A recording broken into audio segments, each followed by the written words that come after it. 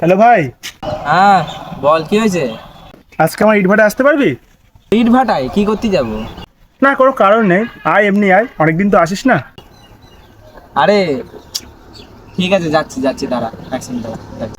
হ্যাঁ হ্যাঁ আয়, রাখলাম তাহলে। A few moments later.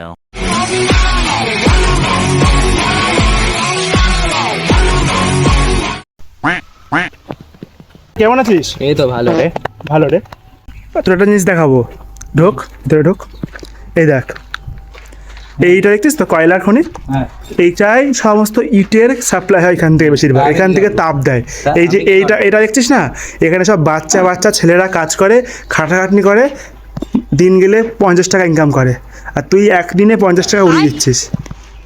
এটা অনেকটা খাড়া সিঁড়ি, এখান থেকে সব বাচ্চা বাচ্চা ছেলেরা কয়লা নিয়ে ওঠে। চিপ জায়গা। তাহলে কি শিখলি? ভাই মানে আজকালকার দিনে দাঁড়িয়ে আমার সত্যি এইসব দেখে না নিজের চোখ খুলে গেল ভাই। এইসব আর টাকা পয়সা উড়ানোর মতন কোনো মোটিভ নেই, কিন্তু কি আর করা যাবে, ছাড়।